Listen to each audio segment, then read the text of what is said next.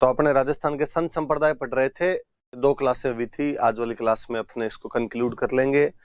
थोड़ा सा मैं पुराना आईडी रिवीजन करवाऊं आपको। तो दादू दयाल जी, राजस्थान का कबीर, अहमदाबाद में जन्म हुआ। लोधीराम नाम के ब्राह्मण ने पालन पोषण किया। वर्धानंद जी, ब्रह्मानंद जी या बुडन बाबा। आमेर के राजा भगवंत दास के साथ फतेहपुर सीकरी में 1585 में अकबर से मुलाकात की। ढूंढाड़ी भाषा में निर्गुण भक्ति का उपदेश दिया। मरने के बाद ना जलाना चाहिए ना दफनाना चाहिए। खुद की लाश बेराना की पहाड़ी में रखी गई, जिसको दादू खोले दादू पाल का। जहाँ सत्संग लगाते उसको अलग दरीबा या चौगान। फाल्गुन शुक्ल पंचमी से एकादशी तक मेला। नरेना जयपुर के अंदर इनका मुख्य केंद्र बन गया था। दादू द्वारे के अंदर वाणी की पूजा की जाती है। खालसा, विरक्त, उत्तराधिकार की और नागा इनकी मुख्य ब्रांचेज हो गई। 52 शिष्य थे, जिनको 52 पिलर कहते हैं। एक शिष्य रजब जी महाराज, आजीवन शादी नहीं की, दूल्हे के वेश में रहे। रजब वाणी सर्वंगी किताबें लिखी। सुंदरदास जी महाराज बीकानेर के राजा कल्याणमल के छोटे भाई भीमराज थे और नागा शाखा की स्थापना की। हथियार रखते थे, छावनी कहते रहने की जगह को, और मराठों के खिलाफ सवाई प्रताप सिंह की सहायता की थी।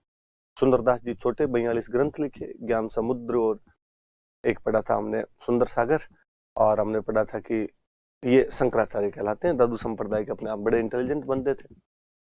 कल हम पढ़े जाम्बूजी महाराज, पिंपासर नागौर, लॉर्ड जी और हंसाबाई, और पंवार राजपूत थे। धनराज इनके बचपन का नाम था। 29 उपदेश दिए, इसलिए विष्णु ही कहलाते हैं। विष्णु के अवतार माना जाता है। वैज्ञानिक संत कहा जाता है। सिकंदर लोदी ने इनके कहने पर चारा भेज दिया था। जोधा और बिक्का दोनों बहुत ज्यादा सम्मान करते थे। हरे पेड़ पौधे मत काटो, जीव हिंसा मत करो, नीले कपड़े मत पहनो, विधवा विवाह को प्रोत्साहन दिया था। जसनाथ जी महाराज, और फाल्गुन अमावस्या को और आश्विन अमावस्या को मेले लगते हैं। मुकाम के अंदर इनका समाधि स्थल बना हुआ। लालासर के अंदर इनका निधन हुआ था। सांथरिया, इनके जो भी उपदेश स्थल होते हैं उनको सांथरिया कहते हैं। समराथल नाम के दोहरे पर इन्होंने अपने मुख्य उपदेश दिए थे। जसनाथ जी महाराज कतरियासर में अमीर जी और रूपा देवी घर पर जानी जाट परिवार के अंदर पैदा हुए, और गोरखमालिया नाम की जगह पर तपस्या किया करते थे, जहां पर 1500 ईस्वी में जाम्बू जी भी इनसे मिलने के लिए आए थे। बीकानेर के लूणकरण को राजा बनने का आशीर्वाद दिया। सिकंदर लोदी ने इनको जमीन दान के अंदर दी थी। जाल के पेड़ को पवित्र मानते हैं, मोर के पंख को पवित्र मानते हैं, गले में काली उनका धागा पहनते हैं, अग्नि नृत्य करते हैं। 36 नियम बताए थे इन्होंने। इनकी पत्नी कालल दे की भी इनके साथ पूजा की जाती है। चैत्र शुक्ल सप्तमी, माघ शुक्ल सप्तमी, भाद्रपद शुक्ल सप्तमी जो आती है उसको इनके आश्विन शुक्ल सप्तमी जो आती है उसको इनका मेला लगता है कतरियासर गांव में बहुत बड़ा। केवल कतरियासर नहीं बल्कि बमलू, पुंदरासर, मालासर, लिखमादेसर, पांचला सिद्धा के अंदर भी इनके मुख्य केंद्र है। पांचला सिद्धा को तो मथुरा ही कहा जाता है। लालनाथ जी ने जीव समझोत्री और रामनाथ जी ने यशोनाथ पुराण नाम की पुस्तकें लिखी। यशोनाथ पुराण तो इनकी बाइबिल ही मानी जाती है। जहाँ संत समाधियां लेते उस जगह को बाड़ी कहते थे, और जसनाथी संप्रदाय में 84 बाड़ियां मानी जाती है। रुस्तम जी नाम के एक संत थे, उनको औरंगजेब ने नगाड़ा और निशान देके सम्मानित किया था। चरणदास जी महाराज डेहरा में मुरलीधर और कुंजोबाई के घर के अंदर रणजीत नाम से पैदा हुए। सुखदेव जी इनके गुरु जी थे।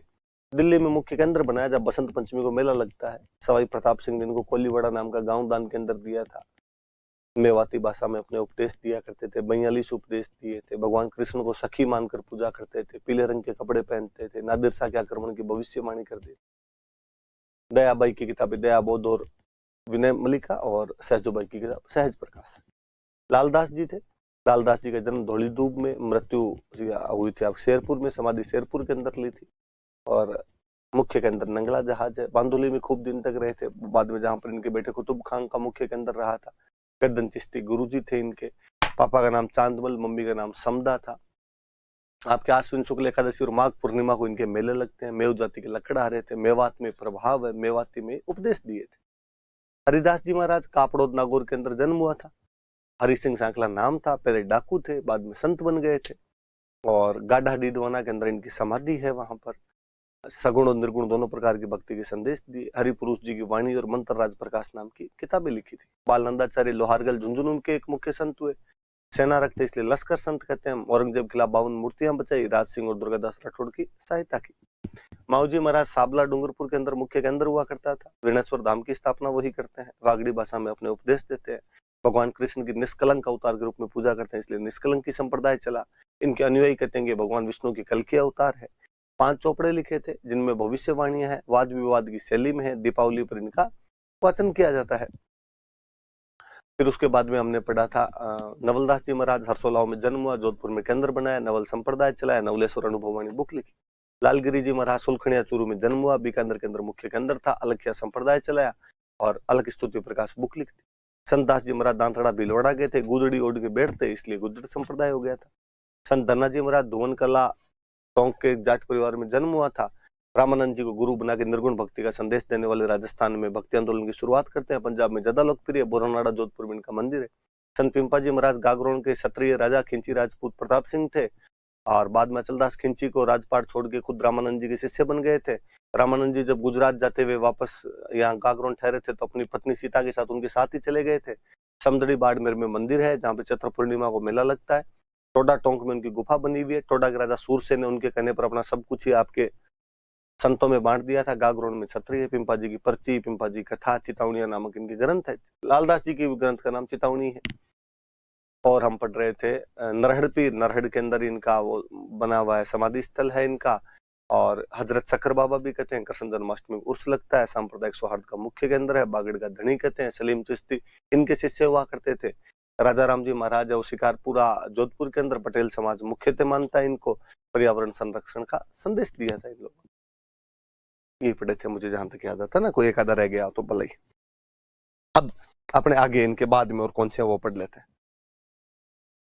मीराबाई,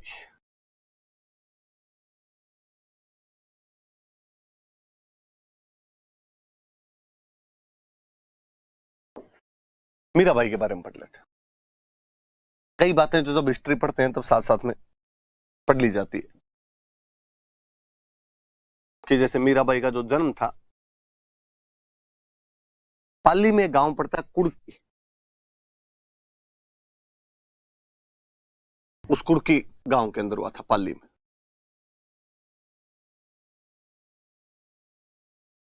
पिताजी का नाम था रतन सिंह। इनके पिताजी बाजोली के जागीरदार थे। पाली में एक जगह और पड़ती है बाजोली, वहां के सामंत थे, फ्यूडल लॉर्ड थे, वहां के जागीरदार थे। मैंने कभी एक बात बताई थी आपको कि जोधपुर में राजा वे जोधा, जोधा के एक बेटे थे बिक्का, जिन्होंने बीकानेर बसा दिया था। जोधा के एक बेटे वे दुद्धा, जिनको मेड़ता मिला था। दुद्धा का एक बेटे थे वीरमदेव, एक बेटे थे रतन सिंह। वीरमदेव के बेटे जयमल, रतन सिंह की बेटी मीरा। कई कैरेक्टर हमने हिस्ट्री में पढ़े। जैसे मेड़ता के वीरमदेव का नाम हमने पढ़ा कि खानवा के युद्ध में इन्होंने भाग लिया था। हमने पढ़ा कि गिरीश सुमेल के युद्ध में भी ये शेरशाह सूरी की तरफ से आए थे। मालदेव के साथ में भी बनती नहीं थी। दरिया जोश नाम के हाथी को लेकर इनकी लड़ाई हो गई थी। वही आपके है। जयमल का हमने नाम पढ़ा कि मेड़ता का जयमल चित्तौड़ के तीसरे साखे में पत्ता चुंडावत के साथ साखे का नेतृत्व करता है, केसरिया का नेतृत्व करता है। ये बात भी हमने पढ़ी थी। मैंने ये भी बताया था कि मीरा की शादी जो है वो भोजराज के साथ हुई थी। भोजराज संगा के बेटे थे। ये बात भी मेरी बताई भी है। मेवाड़ के जो राणा सांगा थे उनके पुत्र थे।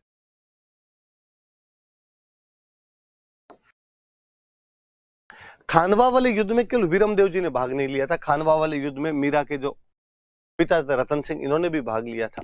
और मीरा के पिता रतन सिंह इस युद्ध में लड़ते हुए शहीद हो गए थे। इस युद्ध में वीर गति को प्राप्त हुए थे। तो मीरा के जो पिता है रतन सिंह जी, ये खानवा के युद्ध में लड़ते हुए मारे गए थे। मीरा के पापा का नाम रतन सिंह। रतन सिंह जी बाजोली के जागीरदार हुआ करते थे। इनके बड़े भाई वीरमदेव जी राजा बन गए, रतन सिंह जी सामंत बन गए। पिताजी का नाम दुद्धा, मेड़ता इनकी राजधानी हुआ करती थी।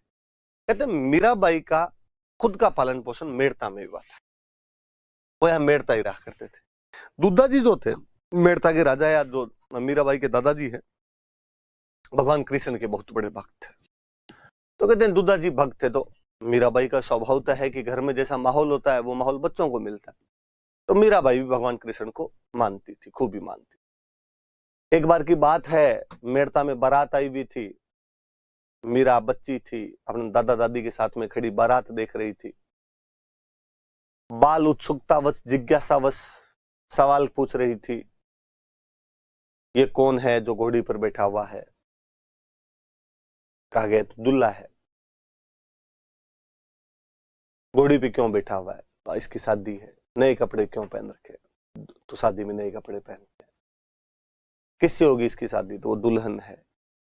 बच्ची ने पूछते पूछते पूछ लिया, तो मेरी शादी किससे होगी?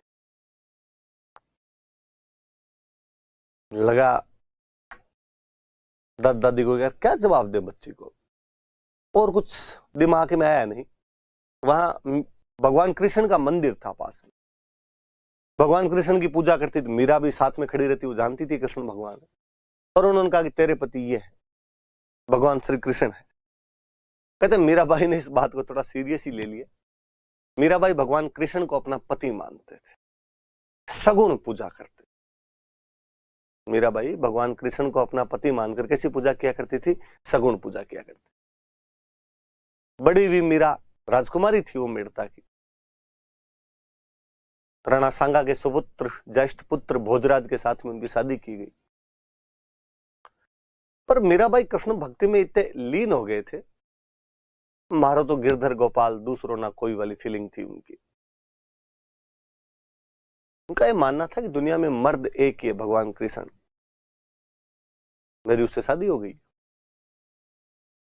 तो जब वो ससुराल गए अपने, तो उन्होंने अपने पति को भी कहा कि ठीक है, सांसारिक जीवन चक्र है, सारे रिश्ते नाते निभाने ही पड़ते हैं, विधि विधान जो है वो सारे करने पड़ते हैं।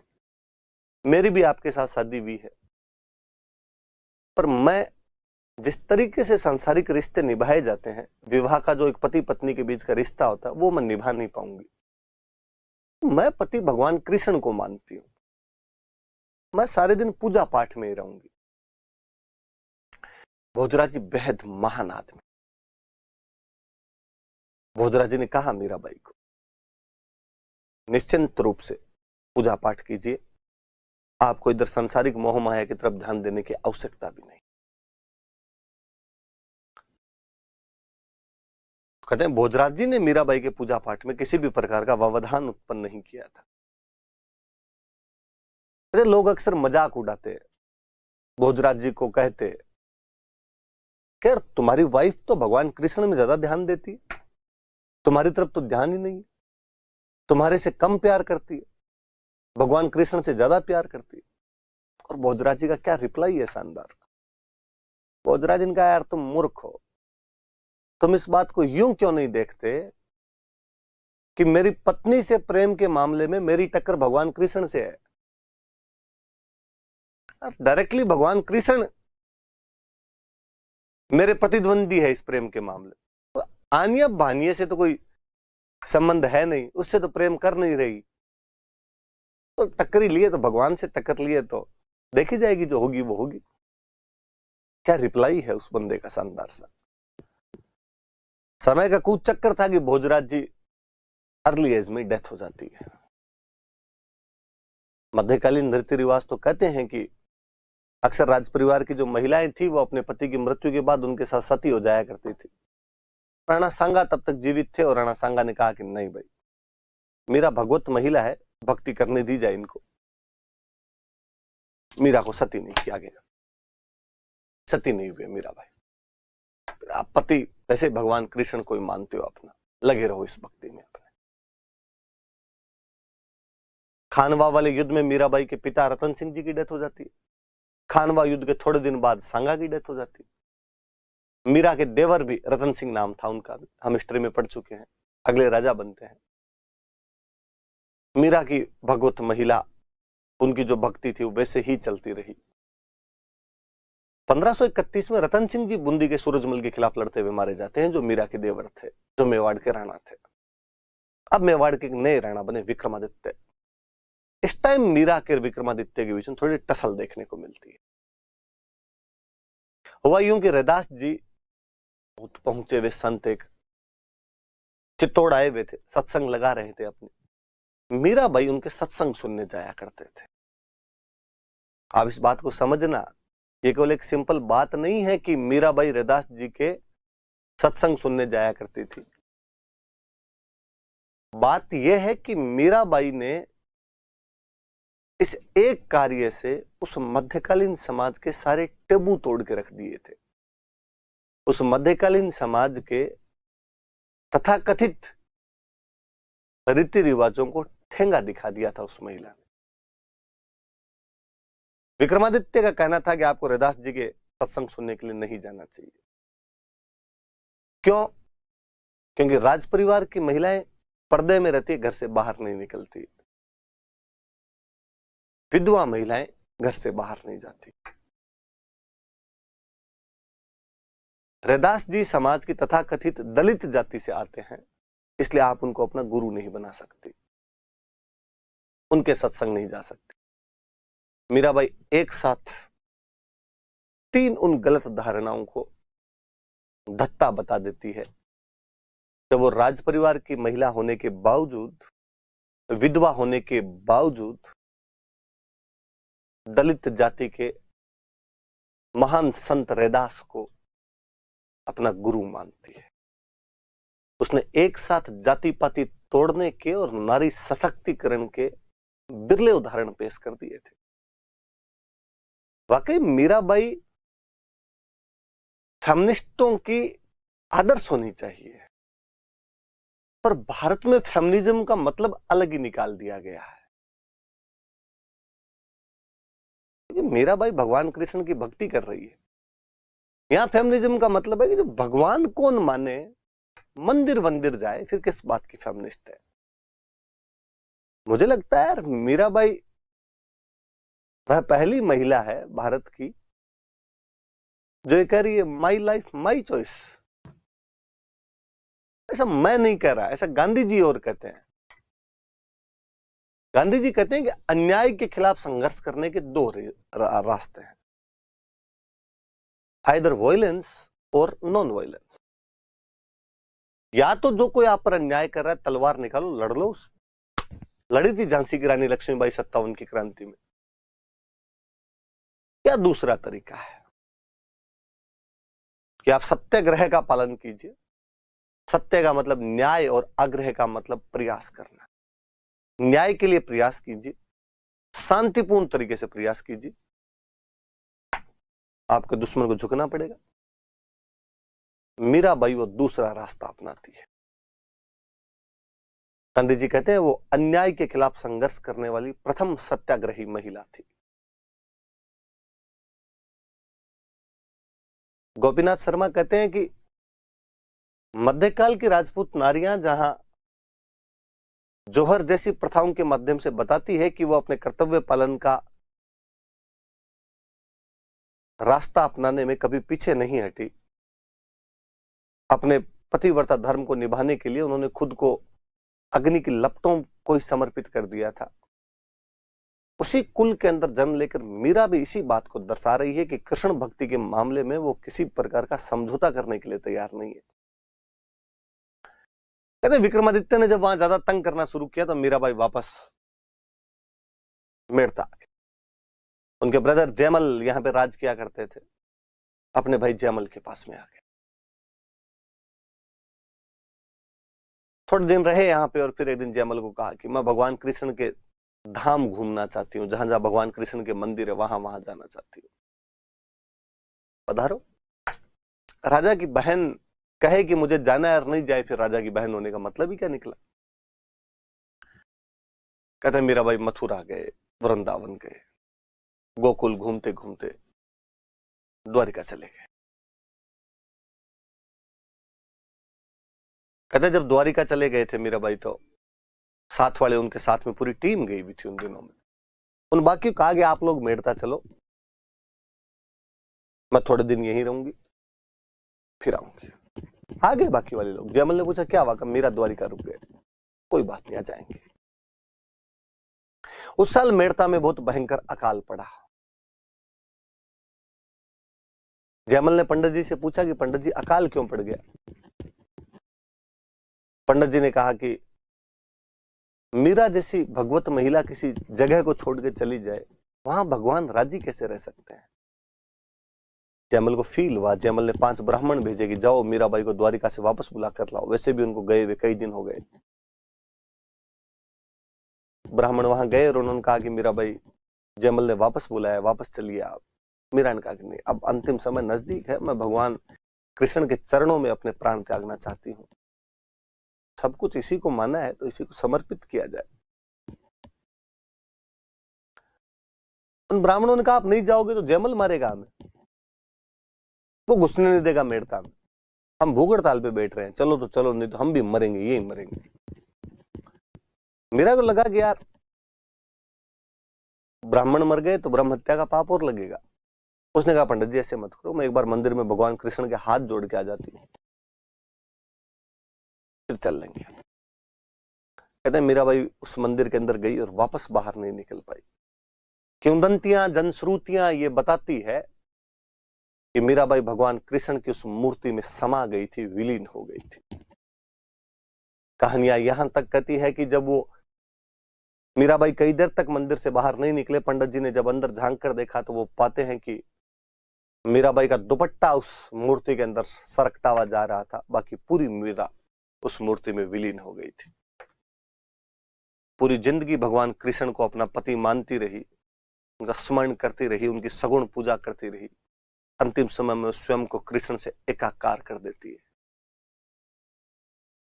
हम कहते हैं कि या तो राधा ने भगवान कृष्ण से इतना टूटकर प्यार किया था, या मीरा करती है। इसलिए हम कहते हैं कि वो राजस्थान की राधा है, राजस्थान की राधा कहा जाता है उनको। थोड़ी सी ये बातें ध्यान रखना आपने। कुड़की में जन्म हुआ था, पिताजी का नाम रतन सिंह था जो खानवा के युद्ध में लड़ते हुए मारे गए थे। पति का नाम भोजराज था जो सांगा के बेटे थे। जैसे मीराबाई भगवान कृष्ण को अपना पति मानती थी, कृष्ण को अपना पति मानकर उनकी सगुण पूजा किया करते थे।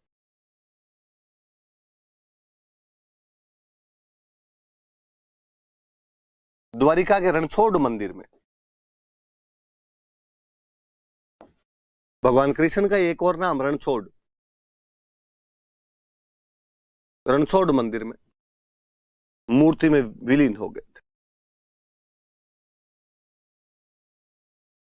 मूर्ति में समा गए थे।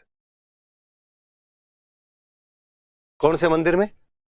तो द्वारिका के रणछोड़ मंदिर की मूर्ति में, भगवान कृष्ण की मूर्ति में समा गए थे। महात्मा गांधी कहते हैं कि वो अन्याय के खिलाफ संघर्ष करने वाली प्रथम सत्याग्रही महिला थी, जिसने अन्याय के खिलाफ अहिंसा के मार्ग पर चलते हुए विरोध किया था। नॉन वायलेंस से उन्होंने इनजस्टिस का सामना किया था। सत्याग्रही महिला थी वो। हम कहते हैं कि वो राजस्थान की राधा है।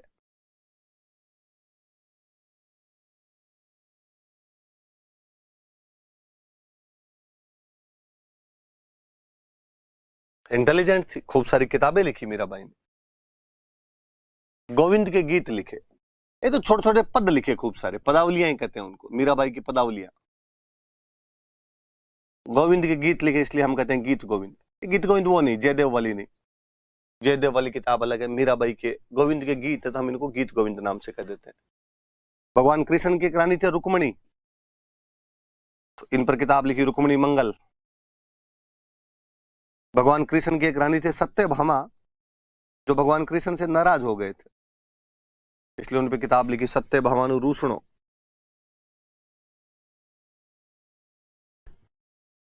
गुजरात के एक बहुत बड़े भक्त हुए नरसिंह, भगवान कृष्ण के, उन पर एक बुक लिखी नरसिंह जीरो मायरो।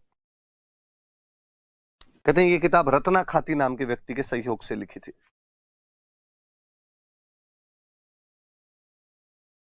रत्ना खाती नाम के एक व्यक्ति थे, उनके सहयोग से ये किताब लिखी गई थी।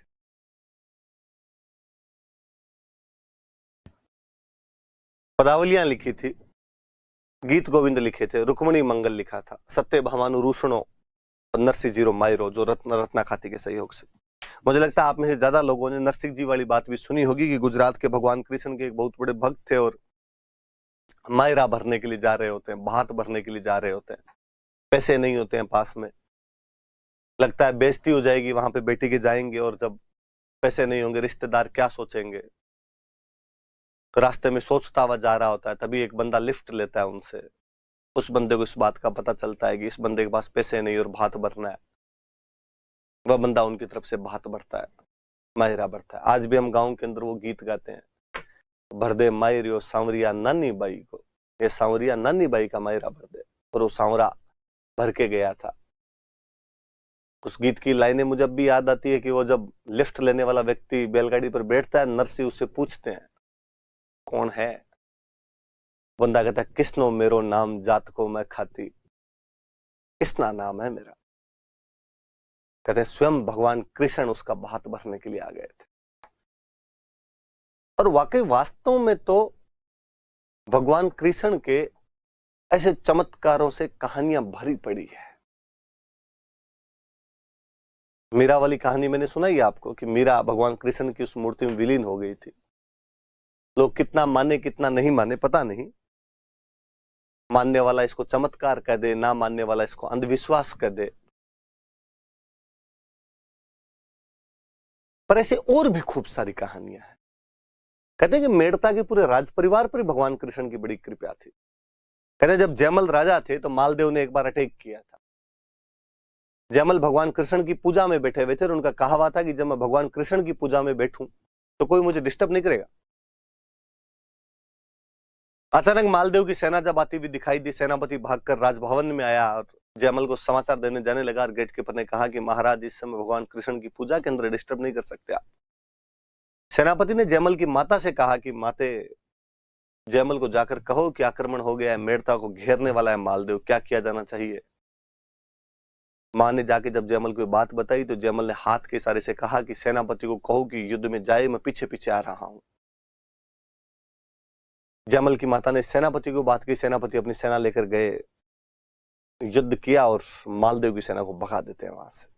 मालदेव किसी युद्ध में प्रत्यक्ष गया था और हार के आया था, तो मेड़ता के खिलाफ युद्ध है। बाकी मालदेव गया था जिस युद्ध में, उसमें तो जीत ही गया। वो गिरी सुमेल वाले में वो तो पहले ही हट गया था, और इसमें तो कहते हैं मालदेव की सेना को पीछे हटना पड़ गया था।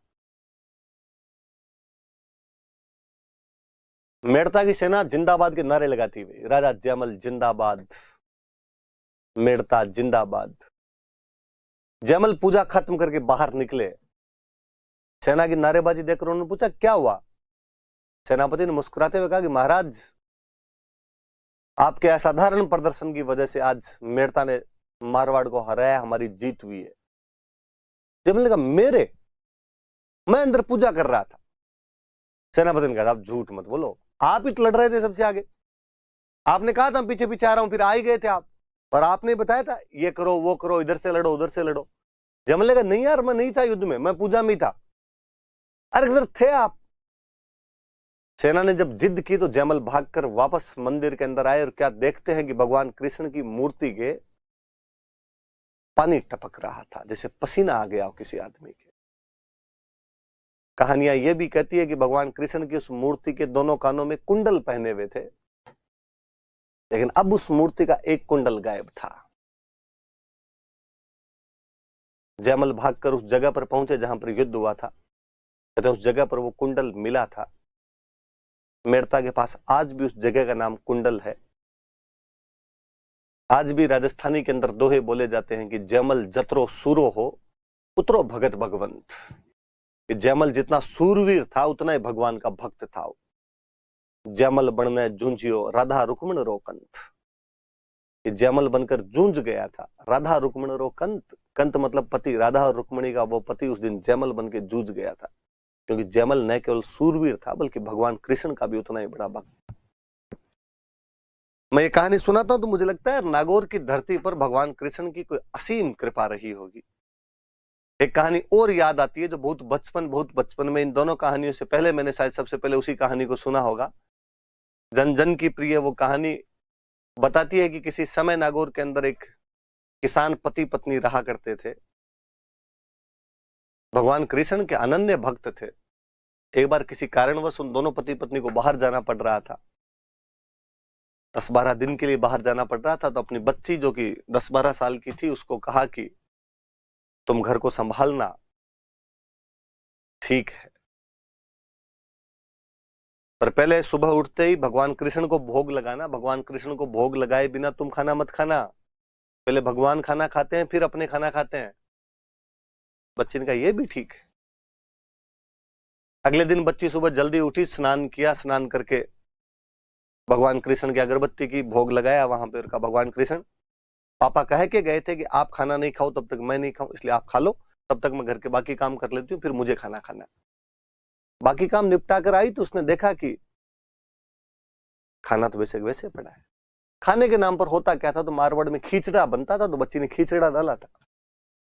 बच्ची ने मूर्ति की तरफ देखते हुआ, क्या हुआ, खा क्यों नहीं रहे? मूर्ति क्या तो बोले और क्या खाए। उसने कहा देखो पापा तो आ जाए नहीं, खाना तो पड़ेगा, मेरे हाथ से खाना पड़ेगा आज तो। एक राउंड और लगा के आती हूँ मैं, थोड़ा बहुत काम बाकी हो रहा है वो करके आती हूँ, खा लेना। वापस घूम के खींचड़ा 10 का 10 कटोरे में वैसे के वैसे पड़ा। उसने कहा मैं समझ गई, थोड़ा सा घी कम क्या डाला, खिचड़ा नहीं खाओगे। पापा आदत बिगाड़ गई आपकी। घी लेके गरम करके और डाला उसके अंदर, सामने बैठ गई मूर्ति की, खाओ, जब तक नहीं खाओगे मैं नहीं उठूं। पर्दा लगा दिया, शर्म आ रही है तो चुपचाप खा लो अकेले बैठ के। थोड़ी थोड़ी देर में पर्दा उठा उठा के देखे, 4 बज गए दोपहर के। बच्ची की आंतड़ियां खुलबुला गई।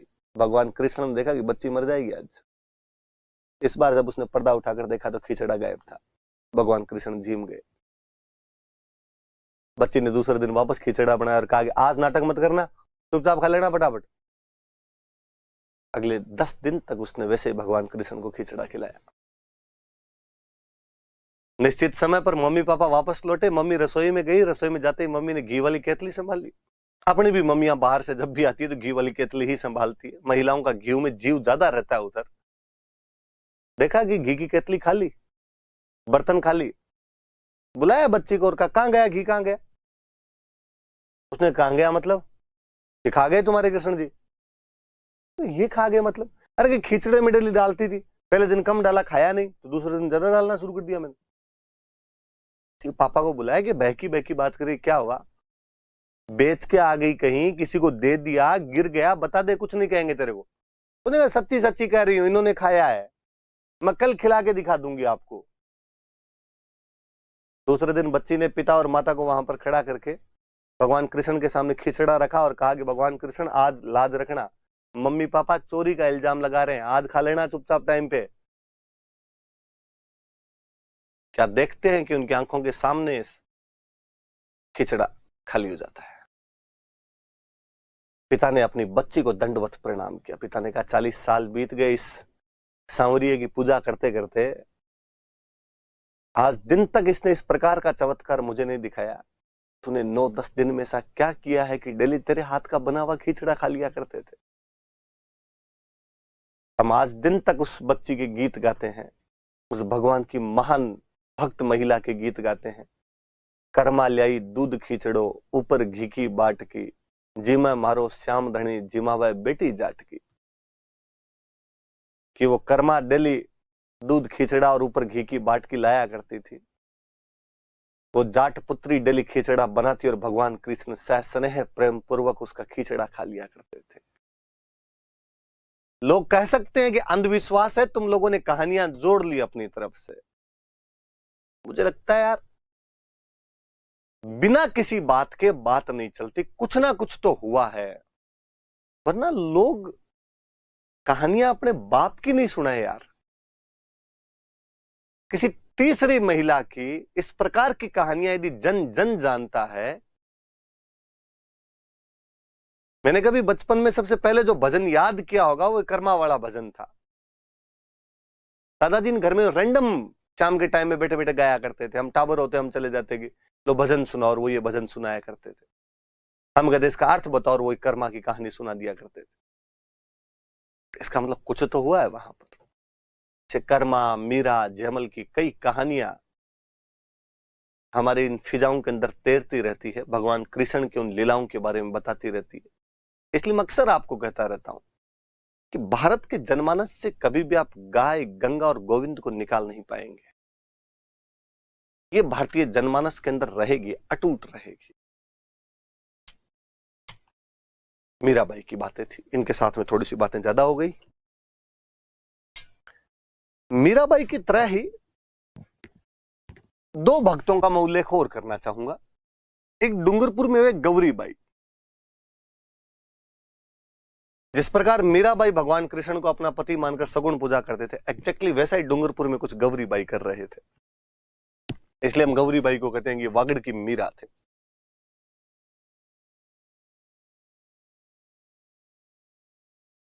कि वागड़ की मीरा है।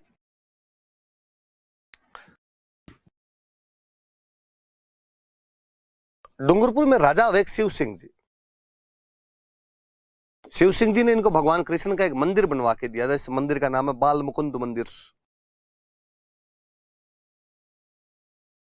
गौरीबाई वहां पर पूजा किया करते थे, इसलिए मंदिर को आजकल अपने गौरीबाई का मंदिर भी कहते हैं। डूंगरपुर के गौरीबाई भगवान कृष्ण के भक्त होने के कारण वागड़ की मीरा कहलाते हैं। डूंगरपुर महारावल शिव सिंह जी ने इनको बाल मुकुंद मंदिर बनवा कर दिया था, जिसे गौरीबाई का मंदिर भी कहा जाता है। इसी प्रकार नागौर में एक और अनन्य भक्त भगवान कृष्ण की, वे रानाबाई। हम कहते हैं राजस्थान की दूसरी मीरा है।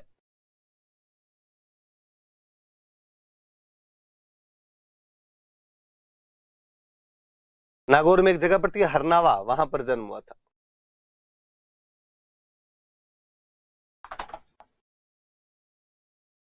पिताजी का नाम था राम गोपाल, माता का नाम था गंगाबाई। पालड़ी के संत चतुरदास जी महाराज को अपना गुरु बना लिया था।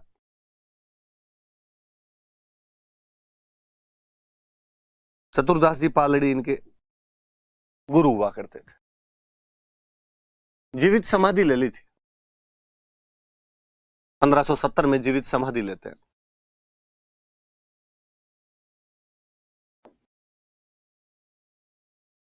भाद्रपद शुक्ल त्रयोदशी को मेला लगता है।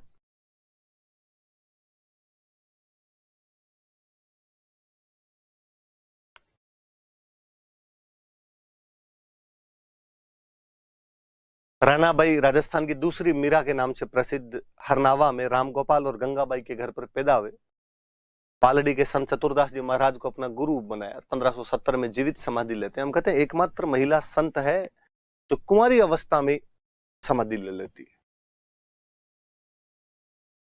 भाद्रपद शुक्ल त्रयोदशी को मेला लगता है। कहते हैं जोधपुर नरेश अभय सिंह जब अहमदाबाद में सर बुलंद खान के खिलाफ युद्ध करने के लिए गए थे और इस युद्ध में जब दुश्मनों से घिर गए थे तो उन्होंने नाम लिया था कि डोकरी रानाबाई तू बचा आज। कहते हैं रानाबाई ने उसमें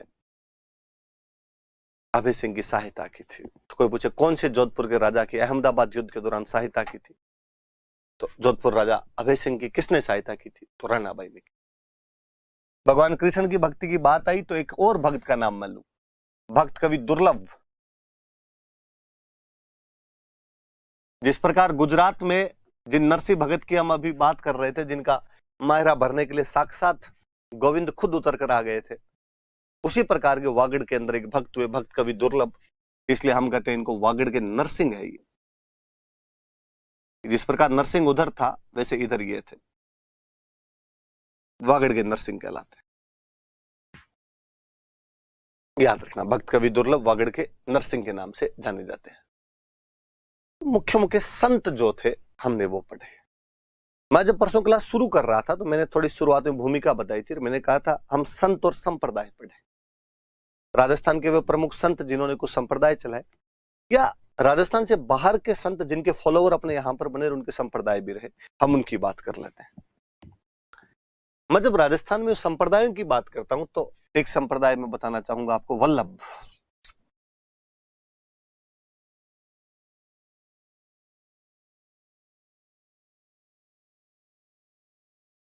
आप मिडिवल जब पढ़ोगे तो नरेंद्र सर आपको पढ़ाएंगे कि वल्लभाचार्य जी महाराज नाम के एक उड़ीसा के संत हुए थे जिन्होंने पुष्टि मार्गी संप्रदाय चलाया था। शुद्ध अद्वैतवाद का सिद्धांत दिया था। ऐसी कई बातें आप मिडिवल पढ़ोगे तब पढ़ोगे। मैं यहां पर यह बताऊंगा कि इस वल्लभाचार्य जी का जो वल्लभ संप्रदाय था या जो पुष्टि मार्गी संप्रदाय था, उसका अपने राजस्थान में क्या प्रभाव रहा। वल्लभ संप्रदाय कहते हैं, पुष्टि मार्गी संप्रदाय कहते हैं।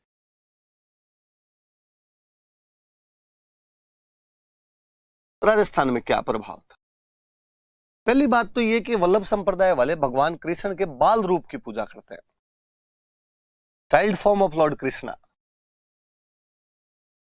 भगवान कृष्ण का जो बाल रूप है, जो उनकी चाइल्ड फॉर्म है, उसकी पूजा की जाती है।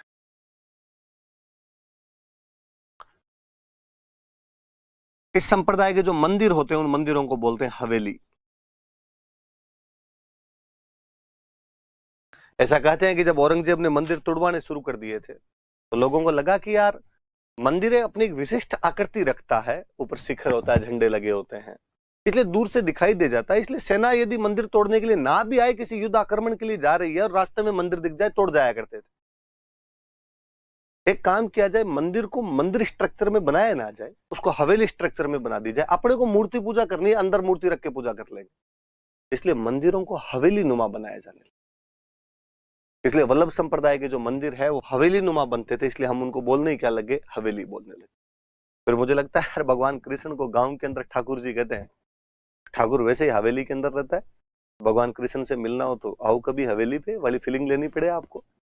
अब कोई आपसे पूछ ले कि किस संप्रदाय के मंदिरों में हवेली संगीत गाया जाता है, तो जिस संप्रदाय के मंदिर को हवेली कहेंगे, उसी संप्रदाय के मंदिरों में तो हवेली संगीत होगा।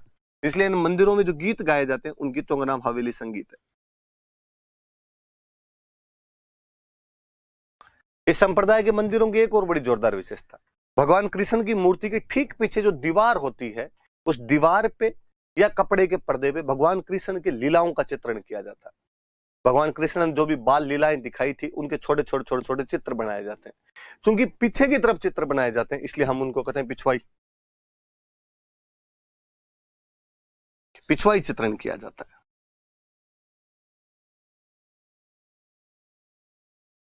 वल्लभ संप्रदाय या पुष्टि मार्गी संप्रदाय में भगवान श्री कृष्ण की बाल रूप में पूजा की जाती है। इनके मंदिरों को हवेली कहते हैं, जिनमें हवेली संगीत गाया जाता है। इन मंदिरों में भगवान कृष्ण की मूर्ति के पीछे दीवार या कपड़े के पर्दे पर भगवान श्री कृष्ण की बाल लीलाओं का चित्रण किया जाता है, जिन्हें पिछवाई कहा जाता है। पीछे की तरफ बनते हैं, इसलिए उनको पिछवाई बोलते हैं। राजस्थान में वल्लभ संप्रदाय के 41 मंदिर हैं, 41 टेम्पल्स। वैसे कहते हैं कि वल्लभ संप्रदाय की 7 मुख्य पीठ है, एक यूपी में, एक गुजरात में, 7 अपने राजस्थान में। सॉरी, 5 अपने राजस्थान में, 7 पूरी है, एक यूपी, एक गुजरात और 5 राजस्थान। अपने उन मुख्य मंदिरों के बारे में पढ़ लेते हैं। टोटल तो 41 मंदिर है, पर वो मुख्य के अंदर कौन कौन से।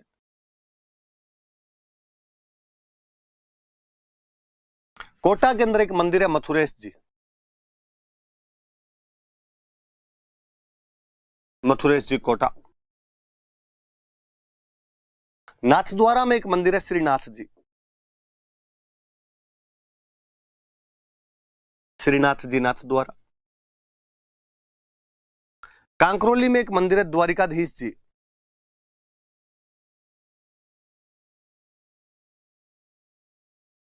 द्वारिकाधीश जी कांकरोली।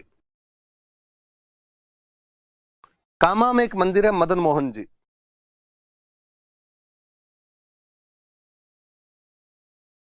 मदन मोहन जी कामा। कामा भरतपुर के अंदर जगह पड़ती। कामा में एक मंदिर और है गोकुल चंद्र जी।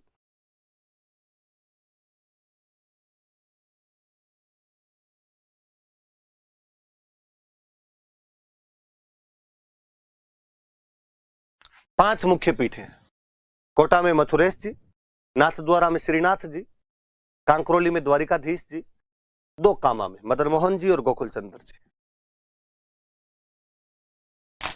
यदि आपको थोड़ा बहुत पीछे का याद आता है, तो शुरुआत के 3 मंदिर जो लिखे हुए, इनके बारे में मैंने कहीं ना कहीं पढ़ाया है। 2 नंबर और 3 नंबर मंदिर जहां मेवाड़ महाराणा राज सिंह पढ़ा रहे थे, वहां पर लिखवाए हुए हैं कि राज सिंह जी के टाइम में श्रीनाथ मंदिर सिहाड़ नाथद्वारा में बना, सिहाड़ में बना। श्रीनाथ जी के मंदिर की वजह से जगह का नाम श्रीनाथ द्वारा हुआ। द्वारिकाधीश जी का मंदिर कांकरोली के अंदर बना, राजसमंद झील के एकदम पास के अंदर कांकरोली में मंदिर है। 57 की क्रांति पढ़ाते समय मैं बता रहा था कि कोटा के क्रांतिकारियों ने राजा राम सिंह सेकंड को जब गिरफ्तार कर लिया था, तो मथुरेश मंदिर के महंत कन्हैयालाल गोस्वामी ने क्रांतिकारियों और राजा के बीच में समझौता करवाया था। वो मथुरेश जी का मंदिर कोटा के अंदर है। ये 2 नहीं पढ़ाए हुए थे, कामा वाले 2 मंदिर, मदन मोहन जी और गोकुल चंद्र जी।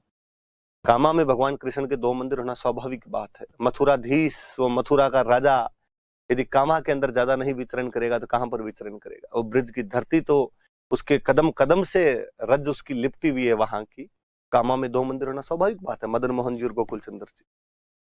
मुझे लगता है जब आप वीडियो देख रहे होंगे तो किसी ना किसी के मन में ये भी आ रहा होगा कि सर आपकी याददाश्त थोड़ी कमजोर हो रही होगी, बाकी आपने मदन मोहन जी भी हमें पढ़ा दिया।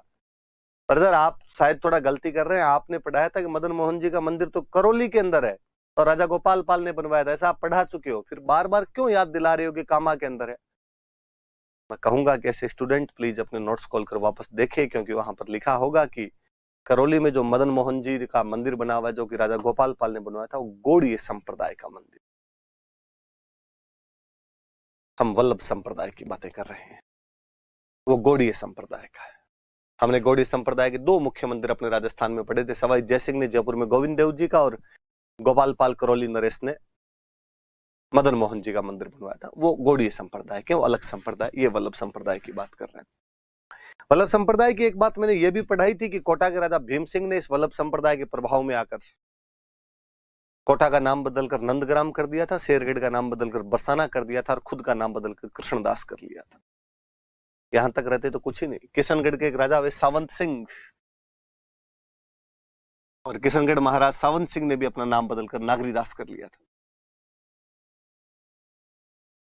सावंत सिंह जी की बाकी खूब सारी बातें जब हम चित्रकला पढ़ेंगे तब और खूब सारी बातें करेंगे। तब तक के लिए इतना याद रखा जाए कि सावंत सिंह जी ने अपना नाम बदलकर वल्लभ संप्रदाय के प्रभाव में क्या कर लिया था, नागरीदास। नागर भगवान कृष्ण को कहते हैं, नागर के दास बन गए थे। ये वल्लभ संप्रदाय की बात है। हवेली, हवेली संगीत, पिछवाई चित्रण, बाल रूप की पूजा, 7 पीठों में से 5 राजस्थान के अंदर, टोटल 41 मंदिर। सावंत सिंह जी ने अपना नाम बदलकर नागरीदास कर लिया। भगवान कृष्ण की पूजा करने वाले मैं 2 संप्रदायों का और बताऊं तो एक संप्रदाय है निम्बार्क।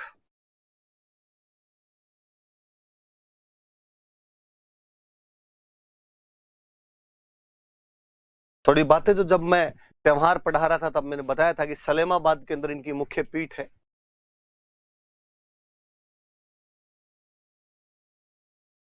और ये जो सलेमाबाद वाली पीठ थी इसकी स्थापना परशुराम जी ने की थी। परशुराम जी एक ब्राह्मण थे, सिक्कर में एक जगह पड़ती है खंडेला, यहां के रहने वाले थे।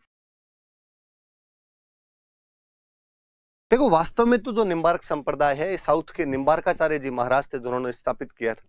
निम्बार्काचार्य जी महाराज जिन्होंने मिडेवल में फिर आप पढ़ोगे कि द्वैत अद्वैतवाद का सिद्धांत दिया था, उन्होंने निम्बार्क संप्रदाय चलाया था। पर राजस्थान में इसकी मुख्य पीठ जो सलेमाबाद में, उसकी स्थापना खंडेला के एक ब्राह्मण परशुराम जी ने की थी, इसलिए सलेमाबाद को हम परशुरामपुरी भी कहते हैं।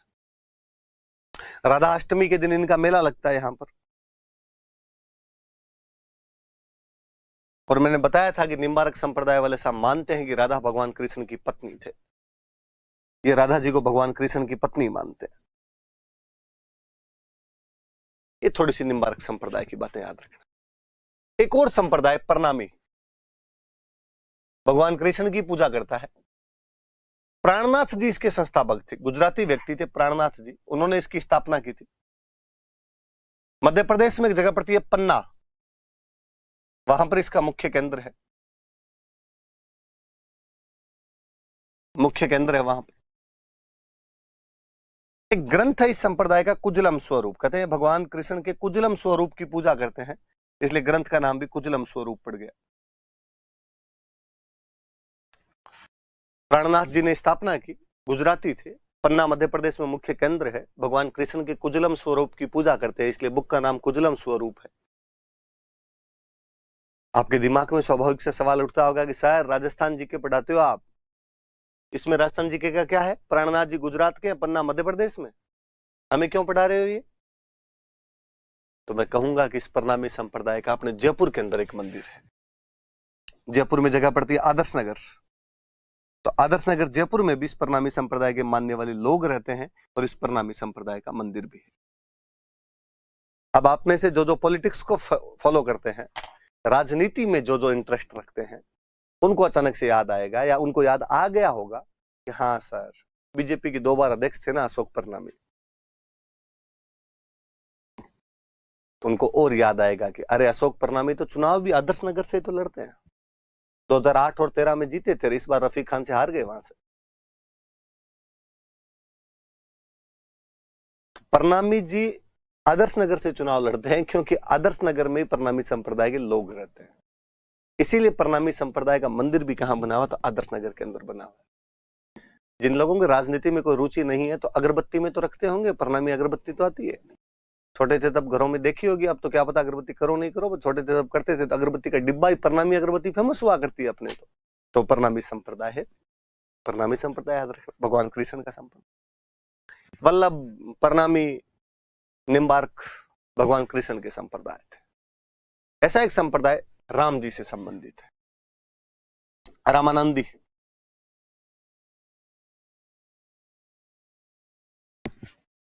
साउथ इंडिया के एक बहुत बड़े संत हुए रामानुज।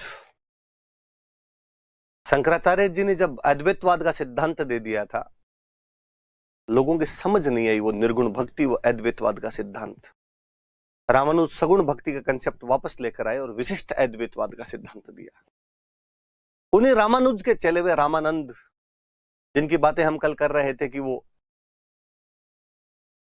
उत्तर भारत के अंदर भक्ति आंदोलन को लाने वाले प्रथम व्यक्ति थे, वो हिंदी में उपदेश देने वाले प्रथम व्यक्ति थे, जिनके खूब सारे शिष्य बने, जिनके 12 मुख्य शिष्यों को कहा जाता है कि वो अलग अलग जाति और धर्म से बिलोंग किया करते थे। उन रामानंद जी के कुछ शिष्य सगुण भक्ति की तरफ मुड़ गए, कुछ शिष्य निर्गुण भक्ति की तरफ चले गए।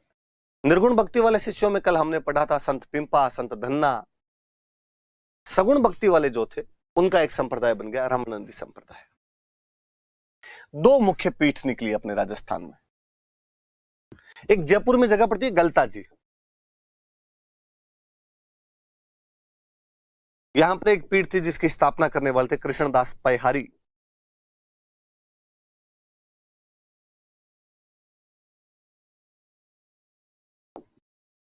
एक पीठ सिक्कर में निकली रेवासा, जिसकी स्थापना करने वाले थे अगरदास जी।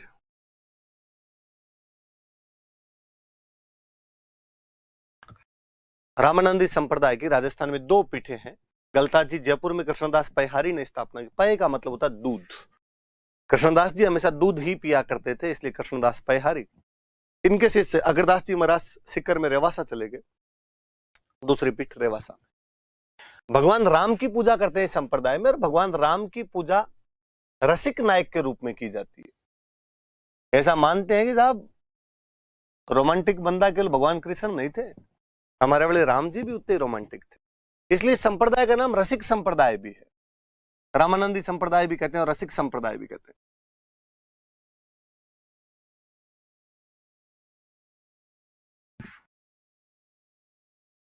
सवाई जयसिंह के टाइम में एक बंदे हुए थे कृष्ण भट्ट, और उन्होंने एक बुक लिखी थी राम रासो। इसमें राम और सीता की प्रेम कहानी है।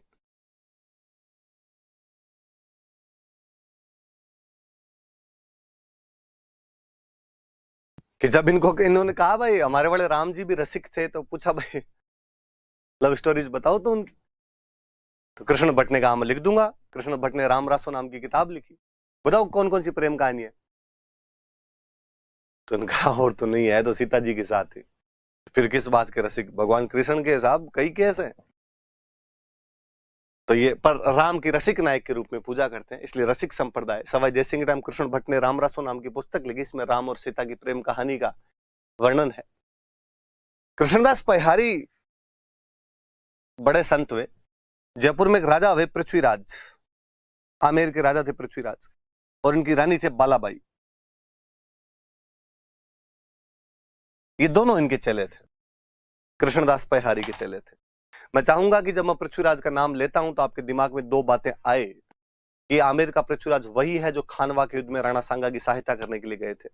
ये आमेर का पृथ्वीराज वही है जिसने आमेर में अपने राज्य का विभाजन 12 टुकड़ों में करके 12 कोठड़ियां स्थापित की थी। सामंती व्यवस्था को ढंग से स्टैब्लिश करने वाला बंदा था। ये वही पृथ्वीराज है। न केवल ये बल्कि इनकी रानी बालाबाई, जो कि बीकानेर के राजा लूणकरण की पुत्री थी, वही लूणकरण जो जसनाथ जी के आशीर्वाद से राजा बने थे, उनकी बेटी बालाबाई थे जो पृथ्वीराज की रानी थे। ये दोनों कृष्णदास पैहारी के शिष्य हुआ करते थे। मैं गलता जी के बारे में कुछ बातें और बताना चाहूंगा आपको। संप्रदाय की बातें तो इतनी। गलता जी ऋषि गालव की तपोभूमि थी। किसी समय ऋषि गालव इस जगह पर रहा करते थे। ऋषि गालव की तपोभूमि होने की वजह से इस जगह का नाम गलता पड़ा। प्राचीन सूर्य मंदिर बना हुआ है, सूर्य मंदिर के लिए गलता जी खूब फेमस रहा। मुझे याद है किसी एग्जाम में क्वेश्चन था कि गलता जी अपने कौन से मंदिर के लिए जाना जाता है, तो सूर्य मंदिर के लिए जाना जाता है। इस बात को भी याद रखें। बंदर है, खूब सारे बंदर हैं, इसलिए गलता जी को मंकी वैली कहा जाता है।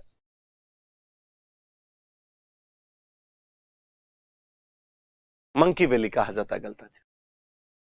मैं शुरुआत में जब ये रामानंदी संप्रदाय शुरू कर रहा था तो मैंने कहा था रामानंद जी साउथ इंडिया के रामानुज की परंपरा के शिष्य थे, रामानुज की लीनेज के अंदर आते थे, इसलिए रामानुज संप्रदाय वाले भी इसको अपनी मुख्य पीठ मानते हैं।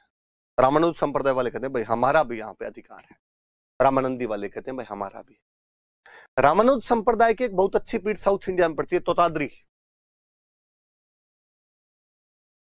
साउथ इंडिया में तोताद्री जो है वो रामानुज संप्रदाय की एक मुख्य पीठ है। उत्तर भारत में भी रामानुज संप्रदाय वालों की मुख्य पीठ है तो गलता है, इसलिए गलता जी को उत्तरी तोताद्री कहा जाता है।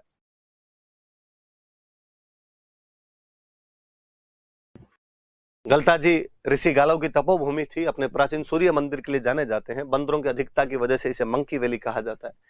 रामानुज संप्रदाय की उत्तर भारत में मुख्य पीठ है, इसलिए इसे उत्तर तोताद्री कहा जाता है। कई सालों से तो रामानुज और रामानंदी संप्रदाय दोनों के साधु यहाँ पर मिलजुल के रहा करते थे, पर मुझे याद है 5-6 साल पहले आपस के अंदर साधु साधु लड़ लिए थे, लठ मारे थे एक दूसरे के। रामानुज वालों ने कहा कि अधिकार हमारा और रामानंदी वालों ने कहा कि अधिकार हमारा।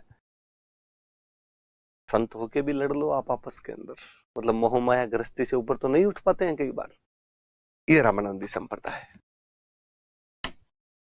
एक संप्रदाय की और बातें करें हम, राम स्नेही।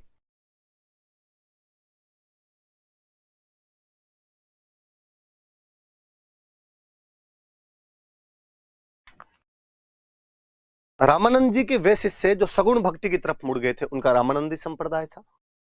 वे शिष्य जो निर्गुण भक्ति की तरफ मुड़ गए थे उनमें संत पिंपा और संत धन्ना है। पर कुछ निर्गुण भक्ति वाले शिष्यों ने संप्रदाय भी बना लिया था, और निर्गुण भक्ति वाले शिष्यों ने जो संप्रदाय बना लिया था उस संप्रदाय का नाम राम स्नेही है। इसका मतलब राम स्नेही एक निर्गुण भक्ति का संप्रदाय है।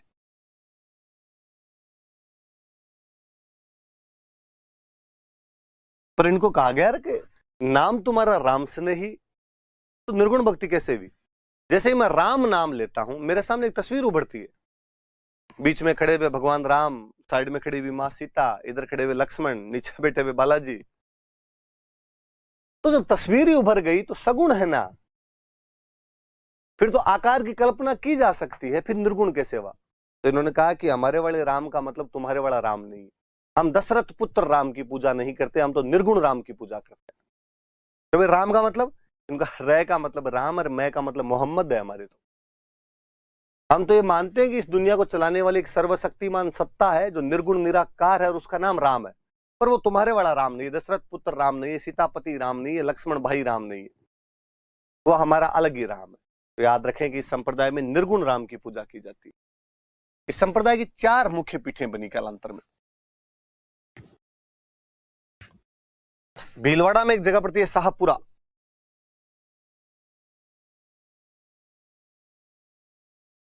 यहां पर एक पीठ बनी जिसकी स्थापना करने वाले थे रामचरण जी।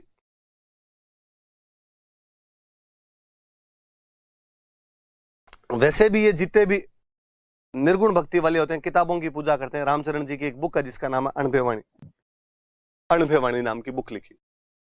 नागौर में एक पीठ स्थापित हुई रेण, जिसकी स्थापना करने वाले थे दरियाव जी। बीकानेर में एक पीठ स्थापित हुई सिंथल,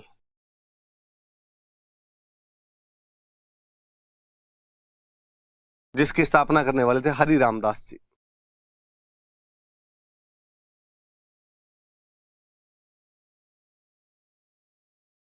जोधपुर में एक पीठ स्थापित हुई खेड़ापा, जिसकी स्थापना करने वाले थे रामदास जी।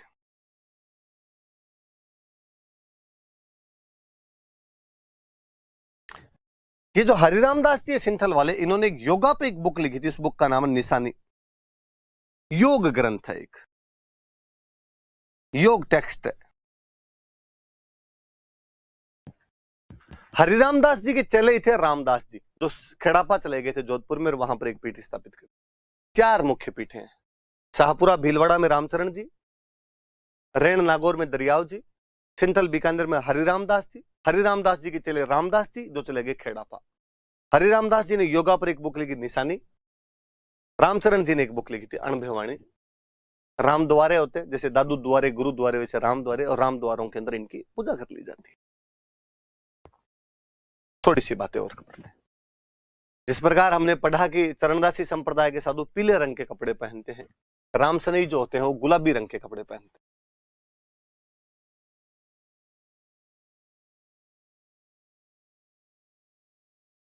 इन रामसनइयों का एक बड़ा मेला लगता है, फूल डोल मेला। सत्संग होता और कुछ ही नहीं, लोग मिलते हैं इसलिए मेला पड़ गया नाम। शाहपुरा बड़ी पीठ है इनकी, इसलिए शाहपुरा के अंदर लगता है। कब लगता है? तो होली के अगले दिन लगता है, next day of Holi.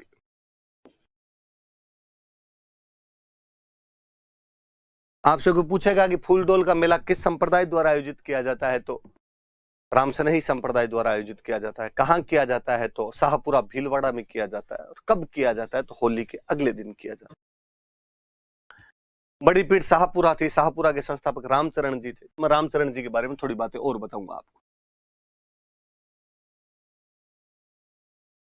Tonk में गांव पड़ता है सोडा, वहां पर एक वैश्य परिवार में जन्म हुआ था, बनिए थे।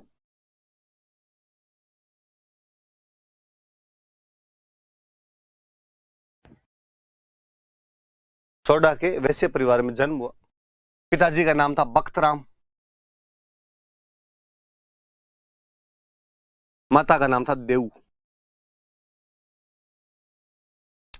कहते पहले तो रामानंदी संप्रदाय को माना करते थे, गलता जी आया करते थे, सगुण भक्ति की तरफ थे। पर गलता जी में जब साधुओं का आचरण देखा, कई साधुओं का गलत आचरण देखा, पाखंड देखा, तो मूर्ति पूजा से उधर से विश्वास उठ गया। रामानंदी संप्रदाय को निर्गुण भक्ति की तरफ एक संप्रदाय मोड़ने वाला बंदा रामचरण जी। उन दिनों में दांतड़ा वही संतदास जी वाला दांतड़ा। संतदास जी ये सब रामसनई संप्रदाय के थे। संतदास जी बस गुदड़ी पहन के रहने लग गए थे, इसलिए गुदड़ संप्रदाय बोलते हैं। उस दांतड़ा में उन दिनों में एक संत रहा करते थे, कृपाराम जी। ये कृपाराम जी के पास गए और कृपाराम जी के पास में जाके उनको अपना गुरु बना लिया, उनसे अपनी दीक्षा ले ली। तो दांतड़ा के संत कृपाराम जी से इन्होंने दीक्षा ली थी।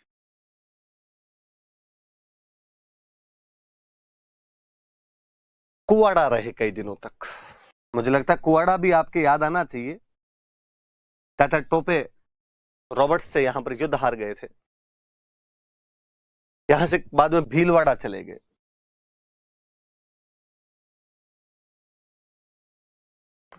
फिर फाइनली शाहपुरा में एक राजा हुआ करते थे, रण सिंह।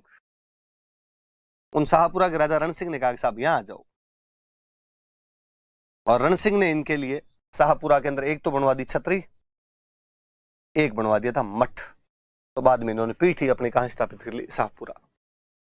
शाहपुरा वाली पीठ के संस्थापक रामचरण जी का जन्म सोडा टोंक में एक वैश्य परिवार में हुआ। पिता का नाम बख्तराम और माता का नाम देऊ था। दांतड़ा के कृपाराम जी इनके गुरु थे। उस समय अपना कुआड़ा और भीलवाड़ा के अंदर बिताया। मूर्ति पूजकों ने तंग किया। कालांतर में शाहपुरा के राजा रण सिंह के बुलाने पर शाहपुरा चले गए, और रण सिंह ने इनके लिए छतरी और मठ का निर्माण करवा दिया था। मोनेस्ट्री और सेनेट हब बनवा दिया था। किसके लिए? तो रामचरण जी महाराज के लिए बनवा दी गई थी। रामचरण जी की थोड़ी बातें याद रखें। एक संप्रदाय और पढ़ा दूं मैं आपको, तो नाथ।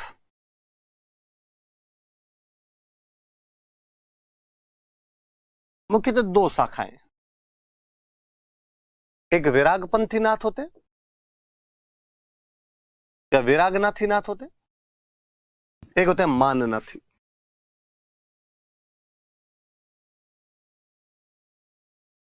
विरागनाथियों का मुख्य के अंदर पुष्कर के पास में एक जगह पड़ती है, राताडूंगा। पुष्कर के पास में एक जगह। माननाथियों का मुख्य के अंदर महामंदिर। महामंदिर कहते ही आपके दिमाग में खूब सारी बातें आ जानी चाहिए। जोधपुर का राजा मान सिंह जब जालोर में था, तो देवनाथ ने उसके राजा बनने की भविष्यवाणी की। कालांतर में वो नाथ बाबाओं को जोधपुर लेकर आ गया और महामंदिर का निर्माण करवाया, नाथ चरित्र नामक पुस्तक लिखी। उसी महामंदिर की पीठ को मानने वाले मानसिंह के साथ आए हुए नाथ माननाथी सिद्ध नाथों के नाम से प्रसिद्ध हुए। एक बैरागनाथी होते हैं जो वैराग्य धारण करके घूमते रहते हैं, जिनका कहते हैं कि जिनमें प्रथम कोई विरागनाथी हुआ था तो वो भर्तरी थे, राजा भर्तरी, जिनका अलवर में बहुत बड़ा मंदिर है, वर्ष में 2 बार मेला लगता है वहां पर। वो जो राजा भर्तरी थे वो इसके विरागनाथियों के पहले प्रचारक माने जाते हैं, पहली बार के उन्होंने घूमना शुरू किया था। नाथ संप्रदाय भी राजस्थान में खूब प्रभाव दिखाता है, ये थे ही अपने आप में महामंदिर वाले तो। और आप थोड़ा सा याद करो तो शेरगढ़ वाले गोगादेव राठौड़ तल्लीनाथ जी बन गए थे, जरडा जी जो थे वो उधर आपके उसमें चले गए थे, रूपनाथ और बालकनाथ बन गए थे। कुछ वैसी बात इधर भी थी। कहते जैसलमेर में हमने एक राजा पढ़ा था देवराज, आप याद करो तो मैंने बताया था उसने लोदरवा को अपनी राजधानी बनाया था। ये एक योगी के आशीर्वाद से ही बना था और उस योगी का नाम था रतननाथ। रतननाथ के आशीर्वाद से राजा बना था। ये भी याद रखना कि जैसलमेर वाले फिर नाथ संप्रदाय को खूब ही मानते थे। जालोर में एक मंदिर है सिरे मंदिर, ये सिरे मंदिर भी नाथ संप्रदाय का मुख्य मंदिर है। जालोर से तो कई चीजें जुड़ती है। जालोर में जलंधर नाथ जी रहते थे, जिनके पास गोगादेव गया था और उनका चेला बनकर तल्लीनाथ हो जाता है, जिनका मंदिर पांचोटा जालोर में। जालोर के अंदर ही देवनाथ जी थे जिन्होंने मानसिंह राजा बनने की भविष्यवाणी की थी। उसी जालोर का जो सिरे मंदिर है वो नाथ संप्रदाय का मंदिर है। जैसलमेर का राजा देवराज रतननाथ नाम के योगी नाथ या नाथ संप्रदाय के योगी के आशीर्वाद से राजा बना था, इसलिए जैसलमेर का राज परिवार नाथ संप्रदाय में असीम आस्था रखता है।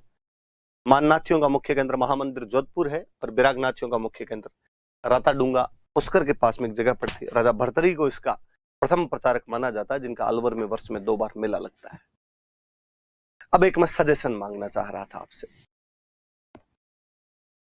मैंने आपको लोक देवता पढ़ा दिए और संत एवं संप्रदाय पढ़ा दिए।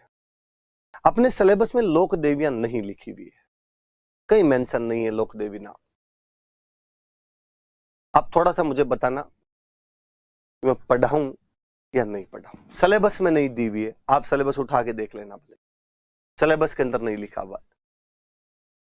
एक तरीका तो यह है कि मैं सिलेबस वाली सारी चीजें पढ़ा दूं, वो छोड़ दूं। एक रास्ता यह है आपको कि नहीं सर पढ़ाई दो, तो मैं जब सिलेबस वाली चीजें पढ़ा दूं उसके लास्ट के अंदर लोक देवियां बता दूं। आप बता देना, जो आज्ञा देंगे। सेवक आपकी सेवा में हाजिर। तब तक के लिए धन्यवाद।